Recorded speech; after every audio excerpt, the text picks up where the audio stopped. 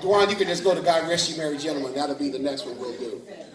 But as much as I enjoy all of the modern Christmas songs that come out every year, there is something that I preferred about the hymns or the old-fashioned Christmas songs. These pop songs are great. You know, like the Temptations' rendition of Silent Night.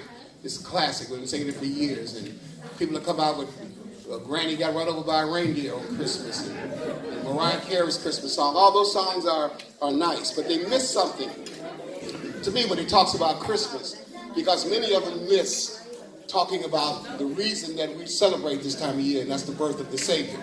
And so I thought it would be interesting to just share a little background to some of the most popular Christmas hymns that we used to sing long ago.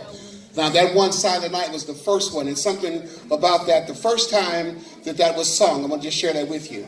On the eve of Christmas Eve in 1818, there was a young priest by the name of Nicholas in a parish church.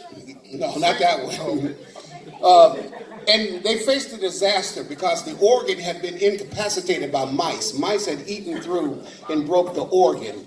So the chance of fixing the instrument before the evening service was nil.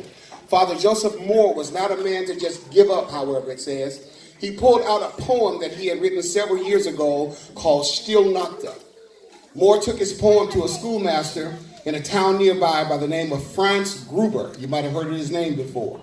And he asked that Gruber would write a melody to accompany the poem on guitar.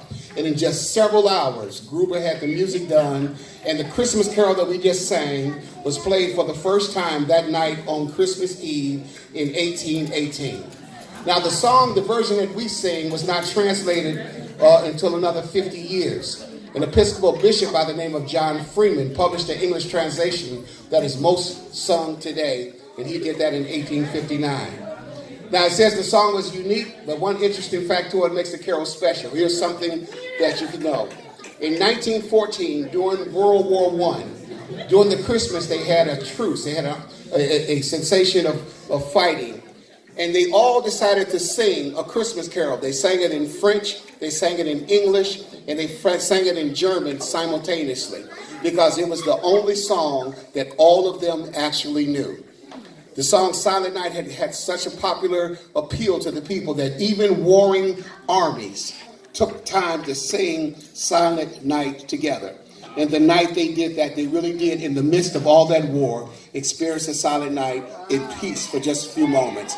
That's the impact that song has had. Wow. Pastor LaFleur. Yes, sir. So you saying that God was in the mice? Yeah, he set the things in motion in order to be able to get that song written. Okay.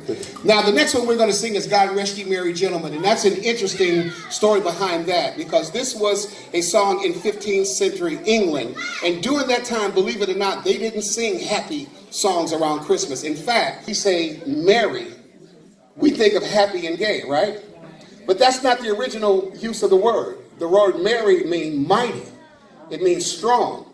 Like Robin Hood and his merry men, they weren't actually happy, they were mighty, because that was the original use of the word. And then the word rest used to stand for make or to put. So really the song is saying, God, make you mighty men, let nothing you dismay.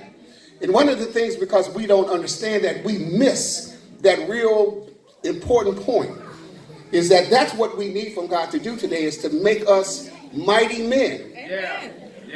So that nothing us dismay. That's the original meaning of that song. So when they were saying, God rest you merry gentlemen, they were actually saying, God make you mighty men. Yeah. Oh, Lord. Okay, I'm sorry. So, you know what? I thought you were about to take your take. Go ahead, preacher. Dewan, if you can cue that one up, let's see, and the words are going to be on the screen. Let's sing that one out. Now it's time for all of us to sing. We heard the Temptations. Now let's hear us. God rest you merry gentlemen.